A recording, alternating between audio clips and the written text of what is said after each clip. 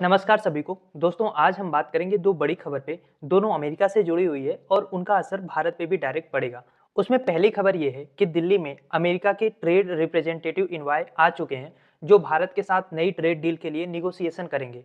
वहीं दूसरी ओर न्यूयॉर्क में होने वाली यूनाइटेड नेशन की बैठक के इर्द गिर्द पाकिस्तान के प्रधानमंत्री शहबाज शरीफ और उनका सेना प्रमुख आसिम मुनीर अमेरिका के राष्ट्रपति डोनाल्ड ट्रंप से मिलने वाले हैं। अब आप इसको संजोग कह लो या प्रयोग कह लो, लेकिन अमेरिका जहां एक तरफ भारत के साथ ट्रेड डील को लेकर निगोसिएशन कर रहा है, बातचीत कर रहा है, वहीं दूसरी ओर उसी के पैरेलल पाकिस्तान के प्रधानमंत्री और उसके सेना चीफ से मिल रहा है। यानी दो दुश्मन देशों को एक साथ डील करना आग और पानी को साथ रखने जैसा है। अमेरिका भारत के साथ इकोनॉमिक निगोसिएशन कर रहा है तो पाकिस्तान के साथ पॉलिटिकल डिप्लोमेसी चला रहा है। तो क्या कुछ हुआ है, आइए सब कुछ आसान भाषा में समझते हैं। सबसे पहले हम भारत से शुरुआत करते हैं। 16 सितंबर को अमेरिका का जो प्रतिनिधि मंडल है वो दिल्ली पहुंचा और इसका नेतृत्व कर रहे हैं ब्रेंडन लिंच, यूएसटीआर यानी कि यूनाइटेड स्टेट ट्रेड रिप्रेजेंटेटिव के हेड। और भारत की तरफ से इस बातचीत में शामिल हुए हैं राजेश अग्रवाल, वाणिज्य मंत्रालय के सीनियर अधिकारी। मुद्दा साफ है, अमेरिका चाहता है कि भारत कुछ अपना अतिरिक्त मार्केट उनके लिए खोल दे और उसमें भी सबसे ज्यादा जोर दिया जा रहा है कृषि उत्पादों और डेयरी प्रोडक्ट की एंट्री पे। खासतौर पे अमेरिका का जो कॉर्न है ना, मक्का, उसको भारत के मार्केट में डंप करने का अमेरिका का बड़ा प्लान है। दरअसल बात यह है कि अमेरिका में मक्के की खेती बहुत बड़े स्तर पे होती है और इसीलिए जहां भारत में मक्के का दाम जो है वो 24-25 रुपए किलो है, वहीं अमेरिका में महज 15 रुपए किलो में मक्का पड़ता है। तो सीधा सीधा प्राइस का डिफरेंस आप समझ सकते हैं, लगभग डबल का फर्क है। और ऐसे में अगर भारत ने अपना दरवाजा अमेरिका के कृषि उत्पादों के लिए खोल दिया तो हमारे किसानों का बहुत ज्यादा नुकसान हो जाएगा। अब अमेरिका इसके लिए क्यों इतना दबाव डाल रहा है, इसकी वजह को भी समझ लीजिए। लॉजिस्टिक्स ये बताते हैं कि 2022 में अमेरिका ने करीब 18.5 बिलियन डॉलर का मक्का एक्सपोर्ट किया था, यानी दूसरे देशों को बेचा था। उसमें से 5 बिलियन अकेले तो इन्होंने चीन को बेचा था। लेकिन 2024 आते आते चीन ने अपना इंपोर्ट घटा के लगभग 90% से ज्यादा कम कर दिया। कारण उसका यह है कि चीन ने अपनी खुद की हाई प्रोटीन कॉर्न को उगाना शुरू कर दिया।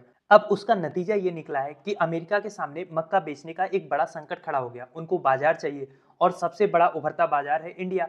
लगभग 1.5 अरब की आबादी है और जिस हिसाब से हमारे यहाँ पे एथेनॉल की ब्लेंडिंग का मिशन चल रहा है उसमें मक्का को बहुत बड़ी मात्रा में यूज किया जा सकता है। भारत में फ्यूल की डिमांड भी बहुत ज्यादा है, तो अमेरिका को बेसिकली इंडिया की मार्केट में उसके मक्का के लिए बहुत ज्यादा संभावनाएं दिख रही हैं। इसे आप जोड़ के देखिए भारत के E20 ethanol blending petrol mission से, तो आप बात की गहराई समझ पाएंगे। दरअसल सरकार ने कहा था कि 2030 तक वो पेट्रोल में 20% एथेनॉल मिलाएंगे, लेकिन अचानक से इस टारगेट को 2025 में ही अचीव कर लिया गया।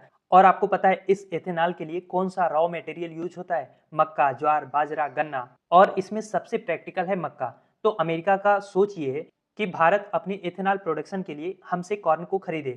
अब एथेनॉल में मिक्स करने तक तो ठीक है, लेकिन जो अमेरिका का मक्का है ना, वो जेनेटिकली मॉडिफाइड कॉर्न की कैटेगरी में आता है और हम जीएम क्रॉप्स को जनरली यूज करने से परहेज करते हैं। उसके दो बड़े रीजन है। एक तो हेल्थ रिस्क है, क्योंकि अभी हमें नहीं पता है कि इन जेनेटिकली मॉडिफाइड कॉर्न का शरीर पर लॉन्ग टर्म में क्या इफेक्ट पड़ता है। इसके अलावा डिपेंडेंसी का भी फैक्टर है। अगर हम अमेरिका से भारी मात्रा में मक्का खरीदने लगेंगे तो हमारी खुद की मक्का की जो खेती है, हमारे किसान है, वो इसको उगाना बंद कर देंगे, उनको बहुत नुकसान होगा। और अगर हम अमेरिका का जो कॉर्न है, जो मक्का है, उसको हमारे यहाँ पे उगाने की कोशिश करेंगे तो उसके लिए बीज भी हमें अमेरिकन कंपनी से ही लेना पड़ेगा। तो ओवरऑल हम पूरी तरीके से अमेरिका पे डिपेंडेंट हो जाएंगे। इसीलिए ट्रेड निगोसिएशन इतनी आसान नहीं होने वाली है। ऐसा हो सकता है कि कुछ लिमिटेड क्वांटिटी में मक्का को अमेरिका से इंपोर्ट किया जाए, जिसको केवल इथेनॉल के पर्पज के लिए यूज किया जाए और खाद्य या किसान मार्केट से इसको दूर रखा जाए। अब इस निगोसिएशन के पैरेलल में जो दूसरा पहलू है पाकिस्तान का, उसको भी जरा सा समझते हैं। देखो, यूनाइटेड नेशन जनरल असेंबली यानी यूएनजीए का एनुअल सेशन अमेरिका के न्यूयॉर्क में स्टार्ट होने वाला है। दुनिया भर के देश वहां पे आते हैं। भारत इस बार प्रधानमंत्री स्तर पर नहीं बल्कि विदेश मंत्री स्तर पर अपने आप को रिप्रेजेंट करेगा। वहीं पाकिस्तान की ओर से इस एनुअल सेशन को अटेंड करने के लिए प्रधानमंत्री शहबाज शरीफ और सेना प्रमुख जनरल आसिम मुनीर दोनों अमेरिका में जा रहे हैं। और जब जा रहे हैं तो खबर यह भी है कि ट्रंप से भी मुलाकात होगी। अगर आपका सवाल है क्यों, तो देखो, पाकिस्तान की अपनी मजबूरी है। पाकिस्तान आज भी कर्ज और आर्थिक बदहाली से जूझ रहा है। आईएमएफ का बेल आउट हो, फॉरेन एड हो या अमेरिका का सपोर्ट हो, इसके बिना पाकिस्तान का सरवाइव करना मुश्किल है।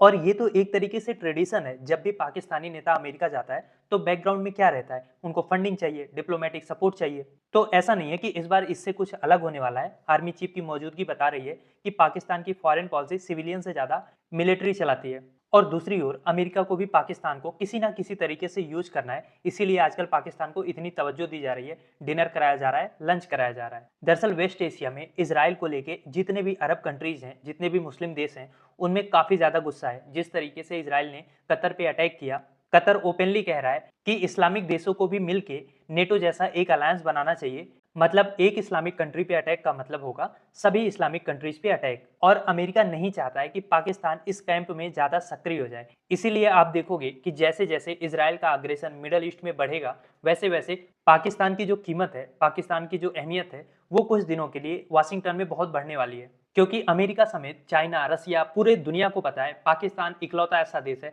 जिसको आप पैसे देके कुछ भी करा सकते हो। इनका कोई अलीजेंस नहीं है, ना इस्लाम के प्रति, ना अपने लोगों के प्रति, ना सरकार के प्रति। इनको बस पैसा दो, तमाशा देखो वाली हालत है। अब सवाल यहाँ पे ये है कि अगर अमेरिका और पाकिस्तान की करीबियां इतनी बढ़ रही हैं, तो इस घटनाक्रम के भारत के लिए क्या मायने हैं। देखिए, जहां तक भारत की बात है, भारत को अपने हितों की रक्षा तो करनी होगी, चाहे पाकिस्तान चाइना की गोद में बैठे या अमेरिका की गोद में बैठे। भारत की सबसे पहली प्रायोरिटी ये होगी कि बिना अपने किसानों का हितों का नुकसान किए हुए अमेरिका से एक ट्रेड डील फाइनल हो। इसके अलावा एक स्ट्रेटेजिक बैलेंस बनाते हुए चलना होगा। भले ही अमेरिका पाकिस्तान को आज एंगेज कर रहा है, लेकिन भारत को समझना होगा कि भारत अमेरिका का स्ट्रेटेजिक पार्टनर है। दिल्ली को अपने हितों की सुरक्षा खुद करनी होगी, खासकर डिफेंस और ट्रेड दोनों मोर्चों पे। और इसके अलावा जो यूनाइटेड नेशन है या जितने भी बड़े प्लेटफॉर्म है, वहां भारत को लगातार तीसरे देश की मध्यस्थता को लेके अपना स्टैंड क्लियर करना होगा कि इंडिया पाकिस्तान के इशू में किसी भी थर्ड पार्टी का मीडिएशन भारत को मंजूर ना था, ना है और ना रहेगा।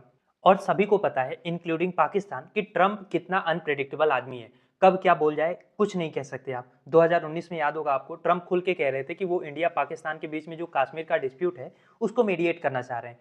तो इस बैकड्रॉप को पाकिस्तान कोशिश करेगा कि जिंदा रखे और चाहेगा कि किसी ना किसी तरीके से कश्मीर के इशू को हर इंटरनेशनल फोरम पर उठाए। ऐसे में भारत को अपनी पॉलिसी को फर्मली हर जगह पे बताना होगा कि भारत थर्ड पार्टी इन्वॉल्वमेंट किसी भी हालत में मंजूर नहीं करेगा। तो दोस्तों, कुल मिला जुला के दो तस्वीर हमारे सामने है, जहां एक तरफ अमेरिका दिल्ली में ट्रेड टॉक कर रहा है, तो न्यूयॉर्क में पाकिस्तान को डील कर रहा है। अब देखना यह है कि क्या ये एक सरफेस डिप्लोमेसी है, खासकर पाकिस्तान को लेके, या अमेरिका की पॉलिसी में एक लॉन्ग टर्म शिफ्ट होने का संकेत है। दरअसल ग्लोबल पॉलिटिक्स में जीरो सम गेम अब होता नहीं है। एक तरफ अमेरिका भारत को स्ट्रेटेजिक पार्टनर भी कहता है, वहीं दूसरी ओर पाकिस्तान को अपना रेलेवेंट अलाई भी बनाए रखना चाहता है। ऐसे में भारत के लिए चैलेंज साफ है, हमें अपने किसानों, अपनी इकोनॉमी और अपने स्ट्रेटेजिक इंटरेस्ट को किसी भी शॉर्ट टर्म डील के लिए कॉम्प्रोमाइज नहीं करना है, उसको प्रोटेक्ट करना है। अब मेरा सवाल आपसे ये है कि क्या लगता है, इस बार की ट्रेड टॉक से भारत और अमेरिका के बीच में कोई ट्रेड डील फाइनल हो पाएगी? और ये जो 50% का टैरिफ अमेरिका ने लगाया है, क्या आपको लग रहा है कि ये बहुत जल्द हट जाएगा? क्या सोचते हैं आप इस बारे में? लिखिए अपनी राय कमेंट बॉक्स में।